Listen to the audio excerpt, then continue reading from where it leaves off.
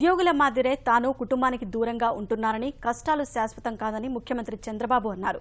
సచివాలయ సందర్శన సందర్భంగా ఉద్యోగులతో కేంద్ర మంత్రి వెంకయ్యనాయుడు, ముఖ్యమంత్రి చంద్రబాబు కొద్దిసేపు ముచ్చటించారు. ఉద్యోగుల సమస్యలను అడిగి తెలుసుకున్నారు. హైదరాబాద్లో సచివాలయానికి రావడానికి ఎంత దూరం ప్రయాణిస్తారని ఉద్యోగులను వెంకయ్య ప్రశ్నించారు. అక్కడి వనస్థలిపురం నుంచి దాదాపు 20 కిలోమీటర్ల పైగానే ప్రయాణించి సచివాలయానికి చేరుకునే వాళ్లమని ఈ సందర్భంగా పలువురు ఉద్యోగులు వివరించారు. అక్కడితో పోల్చుకుంటే ఇక్కడ దూరం తక్కువేనని ముఖ్యమంత్రి చంద్రబాబు అన్నారు. చాలా మంది కుటుంబాలకు దూరంగా ఉంటున్నామని, హైదరాబాద్లో కుటుంబ సభ్యులను వదిలి రావడం బాధ కలిగిస్తోందని పలువురు ఉద్యోగులు ఈ సందర్భంగా ప్రస్తావించారు.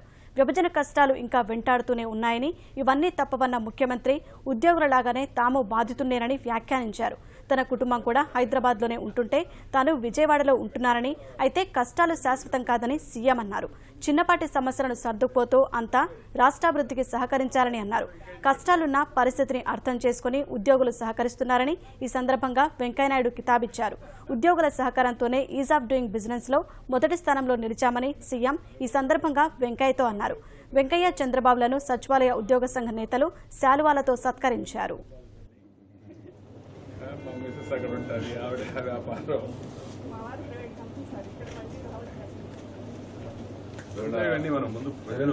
ఫ్యామిలీతో షిఫ్ట్ అవుతారు సార్.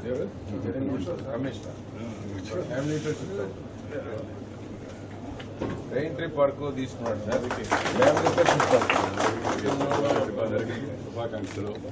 అందరికీ మారారు, సంతోషం. మంచిగా పనిచేయండి, కోఆపరేట్ చేస్తున్నారు. అజెండాను అమలు చేయండి.